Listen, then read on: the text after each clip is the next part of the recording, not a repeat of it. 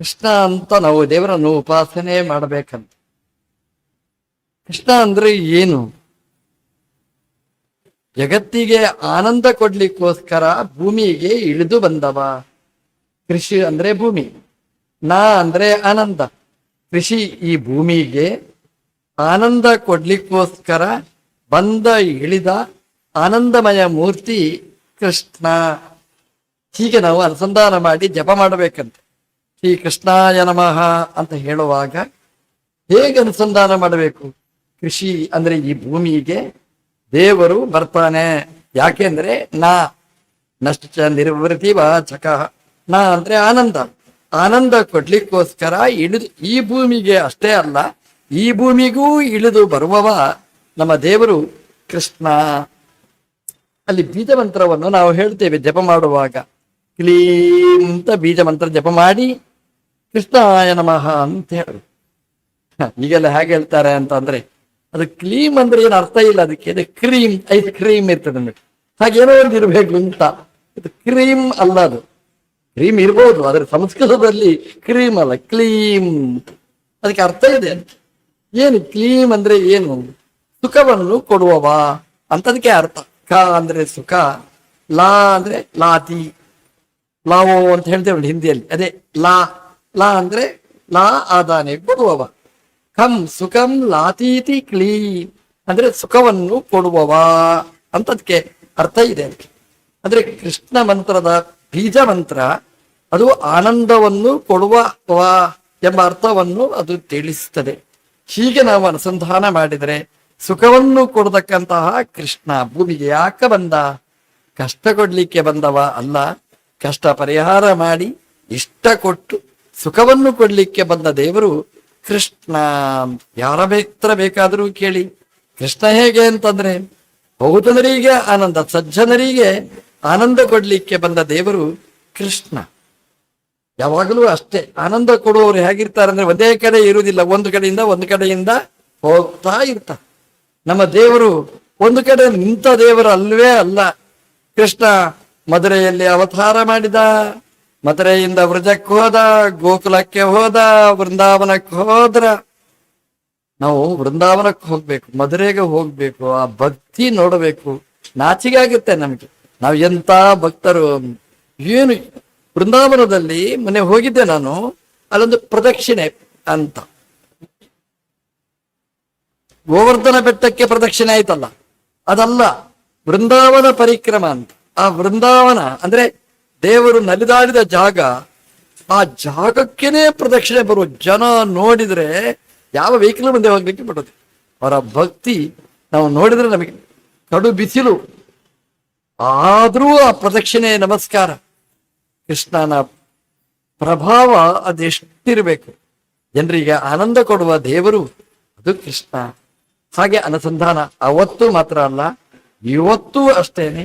ಕೃಷ್ಣನನ್ನು ನಾವು ಜಪ ಮಾಡಿದ್ರೆ, ಕೃಷ್ಣನ ಪೂಜೆ ಮಾಡಿದ್ರೆ, ಕೃಷ್ಣನ ಆರಾಧನೆ ಮಾಡಿದ್ರೆ ನಮಗೆ ಸುಖ ಕೊಡ್ತಾನೆ.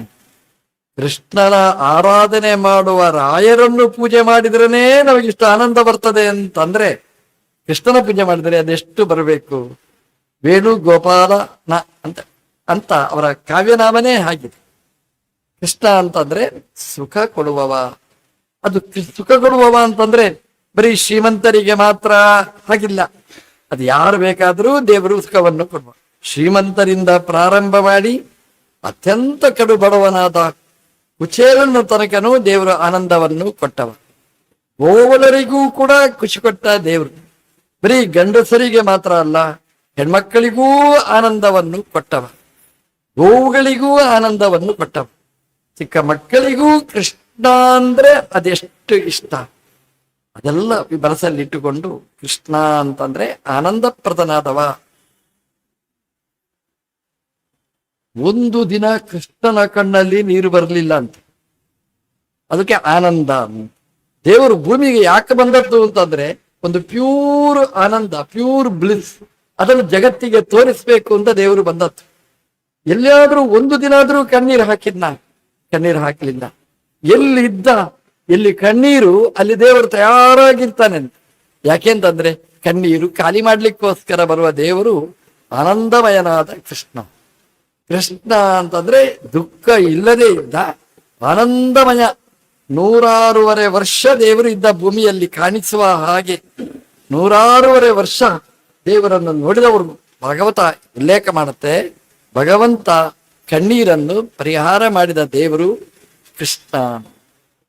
ವಾಸುದೇವಾಯ. ವಾಸುದೇವಾಯ ಅಂತಂದ್ರೆ ರಾಮ ಬೇರೆ ಅಲ್ಲ, ಕೃಷ್ಣ ಬೇರೆ ಅಲ್ಲ ಅಂತ ಅನುಸಂಧಾನ ಕೊಡ್ತಾರೆ. ವಸು ಅಂತಂದ್ರೆ ಪುನರ್ವಸು ಅಂತ ಇಟ್ಕೊಳ್ಳಿ. ಪುನರ್ವಸುವಿನ ದೇವರು ಯಾರು? ರಾಮದೇವರು. ವಸುದೇವ ಅಂದ್ರೆ ಪುನರ್ವಸು ನಕ್ಷತ್ರದಲ್ಲಿ ಭೂಮಿಗೆ ಅವತಾರ ಮಾಡಿ ಪುನರ್ ವಸು ಅಂದ್ರೆ ಸಮೃದ್ಧಿ ಕೊಟ್ಟ ದೇವರು, ರಾಮರಾಜ್ಯವನ್ನು ಕೊಟ್ಟ ದೇವರು ವಸುದೇವ ಅಂದ್ರೆ ರಾಮದೇವರು. ರಾಮದೇವರು ಬೇರೆ ಅಲ್ಲ, ಕೃಷ್ಣ ಬೇರೆ ಅಲ್ಲ. ಹಾಗಾಗಿ ವಾಸುದೇವಾಯ ಕುಂತಿ ಹೇಳ್ತಾಳೆ, ರಾಮನ ಕಥೆ ಕೇಳಿದವರು, ಕೃಷ್ಣನ ಕಥೆಯನ್ನು ನೋಡುವವರು ನಾವು. ಆ ರಾಮ ಬೇರೆ ಅಲ್ಲ, ಕೃಷ್ಣ ಬೇರೆ ಅಲ್ಲ, ಎರಡೂ ಒಂದೇ ಅಂತ ಅನುಸಂಧಾನ ಮಾಡಿ ವಾಸುದೇವಾಯ. ವಾಸುದೇವಾಯ ಅಂತಂದ್ರೆ ರಾಮಕೃಷ್ಣ ಎರಡೂ ಅಭಿನ್ನ. ಒಂಚೂರು ಹಿಂದೆ ಹೋಗಿ ಮತ್ತೆ ಬರ್ತೇನೆ. ವಾಸುದೇವ ಅನ್ನುವ ರೂಪ ಚತುರೂಪದಲ್ಲಿ ಒಂದು. ಸಂಕರ್ಷಣ, ವಾಸುದೇವ, ಅನಿರುದ್ಧ, ಪ್ರದ್ಯುಮ್ನ, ಅನಿರುದ್ಧ, ಸಂಕರ್ಷಣ, ವಾಸುದೇವ, ನಾರಾಯಣ ಸೇರಿದರೆ 5 ರೂಪ. ಅದರಲ್ಲಿ ವಾಸುದೇವ ಅಂತ ಒಂದು ರೂಪ. ಆ ವಾಸುದೇವ ರೂಪ ಅದರ ಕೆಲಸ ಏನು? ಆಚಾರ್ಯರು ಹೇಳ್ತಾರೆ ನಿರ್ಣಯದಲ್ಲಿ, ನಿಜ ಮುಕ್ತಿ ಪದಪ್ರದಾತ. ಒಬ್ಬ ಸೃಷ್ಟಿ ಮಾಡುವವ ಪ್ರದ್ಯುಮ್ನ, ಒಬ್ಬ ಸಂಹಾರ ಮಾಡುವವ ಸಂಕರ್ಷಣ, ಒಬ್ಬ ಅನಿರುದ್ಧ ಪಾಲನೆ ಮಾಡುವವ, ಇನ್ನೊಬ್ಬ ವಾಸುದೇವ ಸಾಧನೆ ಪರಿಪಕ್ವಾವಸ್ಥೆಗೆ ಬಂದಾಗ ಮುಕ್ತಿಯನ್ನು ಕೊಡುವ ದೇವರು, ಅದು ವಾಸುದೇವ. ವಾಸುದೇವ ರೂಪ ಅದೇ ಕೃಷ್ಣನಾಗಿ ಬಂದದ್ದು, ಅದೇ ವಾಸುದೇವ ರೂಪ ರಾಮನಾಗಿ ಬಂದದ್ದು. ಹಾಗಾಗಿ ರಾಮರೂಪದಲ್ಲಿ ಅದೆಷ್ಟು ಜನರಿಗೆ ಮುಕ್ತಿಯನ್ನು ಕೊಟ್ಟ. ರಾಮದೇವರು ಕಾಡಿಗೆ ಹೋದ್ದು ಮಂಥರೆಗೋಸ್ಕರ ಅಲ್ಲಂತೆ. ಮತ್ತೆ ಯಾಕೆ ಹೋದ? ಶರಭಂಗರನ್ನು ಮೀಡಿಯಾದವರು ಸಂದರ್ಶನ ಮಾಡಿದ್ರು. ರಾಮದೇವರು ಯಾಕೆ ಬಂದ್ರು ಅಂತ ಶರಭಂಗ ಹೇಳಿದ, ಮಂಥರೆ ಕೈಕೇಯಿಗೋಸ್ಕರ ಅವರನ್ನು ಪ್ಲೀಸ್ ಮಾಡ್ಲಿಕ್ಕೆ ಬಂದದ್ದಲ್ಲ. ನಾಮ ಬಾರದಿದ್ರೆ ನಮ್ಮ ದುರವಸ್ಥೆ ಹೇಗಿತ್ತು, ನಮ್ಮನ್ನು ರಕ್ಷಣೆ ಮಾಡ್ಲಿಕ್ಕೆ ಬಂದ. ಕೊನೆಯ ಗಳಿಗೆಯಲ್ಲಿ ನಮಗೆ ದರ್ಶನ ಕೊಟ್ಟು ಮೋಕ್ಷ ಕಳಿಸ್ಲಿಕ್ಕೆ ಬಂದ. ಶಬರಿಯನ್ನು ಇಂಟರ್ವ್ಯೂ ಮಾಡಿದ್ರಂತೆ. ಶಬರಿ ಹೇಳಿದ್ಲು, ರಾಮದೇವರು ನಮ್ಮ ದೇವರು, ನನಗೋಸ್ಕರ ಬಂದದ್ದು ರಾಮದೇವರು. ಶಬರಿ, ಈ ಜನ ಎಲ್ಲ ಹೇಳ್ತಾರೆ ನೋಡಿ, ರಾಮ ಬ್ರಾಹ್ಮಣರ ದೇವರು. ಶಬರಿ ಹತ್ರ ಕೇಳಿ, ಅವಳು ಹರಿಜನ ಗಿರಿಜನ ಅದರಲ್ಲಿ ಸೇರಿದವಳು ಅವಳು. ಹಾಗಾಗಿ ಶಬರಿಗೋಸ್ಕರ ದೇವರು ಬಂದವರು. ಹಾಗಾಗಿ ರಾಮದೇವರು ಒಂದು ವರ್ಗಕ್ಕಲ್ಲ, ಎಲ್ಲ ವರ್ಗದವರನ್ನೂ ಮುಟ್ಟಿದವರು ರಾಮದೇವರು. ಎಲ್ರಿಗೂ ಬೇಕಾದವರು ರಾಮದೇವರು, ಎಲ್ರಿಗೂ ಸಂಪತ್ತು, ಅವರವರಿಗೆ ಬೇಕಾದ ಸಂಪತ್ತು ಕೊಟ್ಟ ದೇವರು ರಾಮದೇವರು. ಹಾಗಾಗಿ ವಸುದೇವ ಅಂದ್ರೆ ವಾಸುದೇವನೇ ವಸುದೇವನಾಗಿ ಮೋಕ್ಷವನ್ನು ಕೊಡತಕ್ಕ ದೇವರಾಗಿ ಬಂದ. ಅಲ್ಲ, ಅಷ್ಟೇ ಅಲ್ಲ, ಅವತಾರ ಮುಗಿಯಿತು.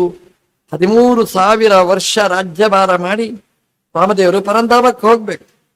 ಹೋಗುವಾಗ ಗುಟ್ಟಲ್ಲಿ ಹೋಗ್ಲಿಲ್ಲ, ಯಾರಿಗೂ ಹೇಳು ಅಂದೆಲ್ಲ. ಹಾಗೇನೆ ಇಷ್ಟೆಲ್ಲ ಪಬ್ಲಿಸಿಟಿ ಮಾಡಿದ್ರು ಕೊನೆಗೆ ಒಂದಿನ ಗುಟ್ಟಾಗೆ ಹೋಗುವರು. ಹೋದ್ರ ನಂಗೆ ಗೊತ್ತೇ ಆಗ್ಲಿಲ್ರಿ ಅವ್ರು. ಹಾಗೇನೆ ಎಲ್ಲರೂ ಅಷ್ಟನೇ, ಗೊತ್ತಾಗದೇನೆ ಹೋಗುವ. ನಮ್ಮ ದೇವರು ಹಾಗಲ್ಲ, ಎಲ್ಲ ಕಡೆ ಹೇಳಿ ಹೇಳಿ ಹೋದ್ರ ನಾನು ಹೋಗ್ತಾ ಇದ್ದೇನೆ ಅಂತ.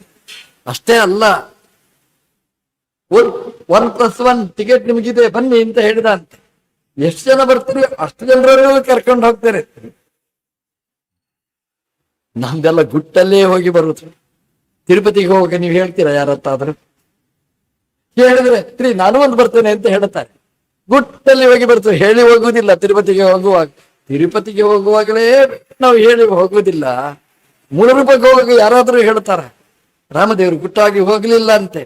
ಸಮಾಯಾತ ಏ ಮೋಕ್ಷ ಪದೇಚ್ಛವ ಸಮಾಯಾತ, ಬನ್ನಿ ಬನ್ನಿ ಬನ್ನಿ ಎಂತ ಒಬ್ಬನಾಗಿ ಹೋಗ್ಲಿಲ್ಲ ದೇವರು.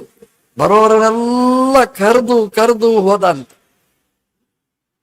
ನಮ್ದೆಲ್ಲ ಕರಿತೇವೆ ನಾವು, ಬರ್ರಿ ನಮ್ಮದಲ್ಲಿ ಪೂಜೆ ಇದೆ, ಬನ್ನಿ ಬನ್ನಿ ಬನ್ನಿ ಅಂತೆಲ್ಲ ಕರಿತೇವೆ. ಊಟಕ್ಕೆ ಹೋಗುವಾಗ ಗುಟ್ಟಲ್ಲಿ ಮಾಡಿ ಬರ್ತೇವೆ ನಾವು. ರಾಮದೇವರು ಹಾಗೆಲ್ಲ ನೋಡಿ ಸಾಧನೆ ಮಾಡಿಸಿದ್ದಷ್ಟೇ ಅಲ್ಲ, ಭೋಜನ, ಆನಂದ ಭೋಜನ, ಮೋಕ್ಷಕ್ಕೆ ಹೋಗುವಾಗ ಎಲ್ಲರನ್ನೂ ಕರೆದು ಒಟ್ಟಿಗೆ ಕರ್ಕೊಂಡು ಹೋದ ದೇವರು ರಾಮ. ಯಾಕೆಂದ್ರೆ ವಾಸುದೇವನೇ ರಾಮನಾಗಿ ಬಂದದ್ದು. ಹಾಗಾಗಿ ರಾಮ ಮೋಕ್ಷವನ್ನು ಕೊಡುವ ದೇವರು. ರಾಮನನ್ನು ಭಜನೆ ಮಾಡಿದರೆ, ಆರಾಧನೆ ಮಾಡಿದರೆ ಮೋಕ್ಷವನ್ನು ಕರುಣಿಸ್ತಾನೆ. ಆ ವಾಸುದೇವನೇ ರಾಮನಾಗಿ ಬಂದ, ಅದೇ ವಾಸುದೇವನೇ ಕೃಷ್ಣನಾಗಿ ಬಂದ. ಅದನ್ನೇ ಕುಂತಿ ನೆನಪಿಸಿಕೊಳ್ತಾಳೆ. ವಾಸುದೇವಾಯ, ಆ ವಾಸುದೇವನಾಗಿ ರಾಮನಾಗಿ ಬಂದಿ, ಅದೇ ರಾಮನೇ ಕೃಷ್ಣ. ಹಾಗಾಗಿ ಅವನೇ ವಾಸುದೇವ. ಕೃಷ್ಣ ಅಂದ್ರೆ ವಾಸುದೇವ, ಮೋಕ್ಷ ಕೊಡುವವ. 90 ವರ್ಷದ ಮುದುಕಿ ಸುಮಾರಾಗಿ ಕುಂದೆ ಲೆಕ್ಕಾಚಾರ ಮಾಡಿದ್ರೆ 55 ವರ್ಷದಲ್ಲಿ ಜರಾಸಂಧನ ಸಂಹಾರ ಪಂಚಪಂಚಾತ್ ಅಬ್ದೋಯಂ ಅಜಮೇವೈ ಬಾಲವತ್ ಅಂತ ಆಚಾರ್ಯರು ಆಯುಷ್ಯದ ಗುಟ್ಟು ಹೇಳಿದ್ದಾರೆ. ಯಾರ್ಯಾರ ವಯಸ್ಸು ಎಷ್ಟೆಷ್ಟು. ಜರಾಸಂಧನ ಮನೆಗೆ ಹೋಗುವಾಗ ಜರಾಸಂಧ ಹೇಳ್ತಾನೆ ಅರ್ಜುನನನ್ನು, ಏ ಅರ್ಜುನ ನೀನು ಬಾಲಕ, 55 ವರ್ಷದ ಕೂಸು ಅಂತ ಹೇಳ್ತಾನೆ. ಪಂಚಾಶತ್ ಅಬ್ದೋಯಂ ಬಾಲವತ್, ನಿನ್ನತ್ರ ಯುದ್ಧ ಮಾಡುವುದಿಲ್ಲ. ಅರ್ಜುನನಿಗೆ 55 ಅಂತಂದ್ರೆ ನಮ್ಮ ದೇವರಿಗೆ ಒಂದು 6 ತಿಂಗಳು ಜಾಸ್ತಿ ಅಷ್ಟೇ. ಆಮೇಲೆ ರಾಜಸೂಯಾಗಿ ವನವಾಸಕ್ಕೆ ಹೋಗ್ಬೇಕು. 13 ವರ್ಷ ಮಾಡಿ 55 ಪ್ಲಸ್ 13 ಅಂದ್ರೆ 68 ವಯಸ್ಸು ಅರ್ಜುನನಿಗೆ. ಮಹಾಭಾರತ ಯುದ್ಧ ಆಗುವಾಗ ಸುಮಾರಾಗಿ ಒಂಚೂರು ಆಚೆಯ ವ್ಯತ್ಯಾಸ ಇರ್ಬೋದು. ಆ ಮಹಾಭಾರತ ಯುದ್ಧ ಮುಗಿದ ಮೇಲೆ ಸಮರಾಗಿ ಅವಾಗ ಅಭಿಮನಿಗೆ 69, ಧರ್ಮರಾಜನಿಗೆ 70 ಅಂತ ಇಟ್ಕೊಡಿ. ಒಂದು 70 ವರ್ಷದ ಒಂದು ಕೂಸನ್ನು ಪಡಿಬೇಕಾದ್ರೆ ತಾಯಿ ಒಂದು 20 ವರ್ಷದ ಗ್ಯಾಪ್ ಇಡುವ. ಹಾಗಾಗಿ 90 ವರ್ಷ ಸುಮಾರಾಗಿ ಕುಂತಿ ಅಂತ. 90 ವರ್ಷದ ಒಂದು ಮುದುಕಿ ದೇವರ ಹತ್ರ ಏನು ಕೇಳಬಹುದು? ಆಸ್ತಿ ಕೊಡು, ಪಾಸ್ತಿ ಕೊಡು, ಸೀರೆ ಕೊಡು, ಬಂಗಾರ ಕೊಡು ಅಂತ ಕೇಳಲಿಕ್ಕೆ ಸಾಧ್ಯ. ಏನು ಕೇಳಬಹುದು ಕುಂತಿ? ಕೇಳುದು ಒಂದೇ, ಮೋಕ್ಷ ಕೊಡು. ಅದಕ್ಕೆ ಕೃಷ್ಣನಾಗಿ ಬಂದ. ವಾಸುದೇವಾಯ, ವಸು ಅಂದ್ರೆ ಸಂಪತ್ತು, ಮೋಕ್ಷದ ಸಂಪತ್ತು, ಅದರಿಂದ ಖುಷಿಯನ್ನು ಪಡಿಸುವ ದೇವರು ನೀನು ಅಂತ ಕುಂತಿದೇವಿ. ವಾಸುದೇವಾಯ, ಆ ಮೋಕ್ಷಪ್ರದನಾದ ವಾಸುದೇವನೇ ಕೃಷ್ಣನಾಗಿ ಬಂದಿದ್ದಾನೆ. ಹಾಗಾಗಿ ಕೃಷ್ಣ ನನಗೆ ಮೋಕ್ಷವನ್ನು ಕರುಣಿಸು, ಈ ಸಂಸಾರದ ಈ ಬೇಗ ದುಃಖವನ್ನು ಪರಿಹಾರ ಮಾಡಿ ಮೋಕ್ಷವನ್ನು ಕರುಣಿಸು ಅಂತ ವಾಸುದೇವಾಯ ಅಂತ ಪ್ರಾರ್ಥನೆ ಮಾಡ್ತಾರೆ. ವಾಸುದೇವಾಯ ಅಂದ್ರೆ ರಾಮನೂ ಹೌದು, ವಾಸುದೇವಾಯ ಅಂದ್ರೆ ಕೃಷ್ಣನೂ ಹೌದು. ವಸು ಅಂದ್ರೆ ಪುನರ್ವಸು ನಕ್ಷತ್ರದ ದೇವರು, ವಾಸುದೇವ ಅಂದ್ರೆ ವಸುದೇವನ ಮಗ. ಹಾಗಾಗಿ ರಾಮ ಕೃಷ್ಣ ಇಬ್ರು ಒಂದು ಅನ್ನೋದನ್ನು ಅನುಸಂಧಾನ. ಒಂದು ಅಂತ ಹೇಳುವಾಗ ನಮಗಾಗುವ ಸಮಸ್ಯೆ ಒಂದೇ ಕಡೆ, ರಾಮಕೃಷ್ಣ ಒಂದೇನಾ? ಅದು ಹೇಗ್ರಿ? ರಾಮ ಅಂದ್ರೆ ಒಂದೇ ಹೆಂಡತಿ ಸೀತಾದೇವಿ ಮಾತ್ರ.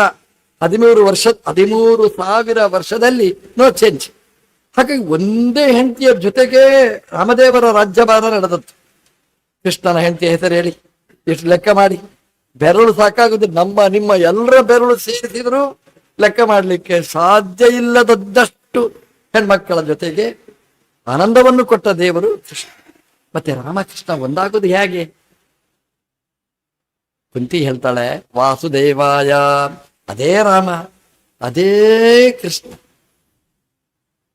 ತಿರುಪತಿಗೆ ಹೋಗಿ ದಿನಾ ಕಲ್ಯಾಣೋತ್ಸವ, ಏಕಾದಶಿ ಅಂತಿಲ್ಲ, ಅಮಾವಾಸ್ಯೆ ಅಂತಿಲ್ಲ, ಭರಣಿ ಕೃತಿಗೆ ಅಂತಿಲ್ಲ, ಅಧಿಕ ಮಾಸ ಅಂತಿಲ್ಲ.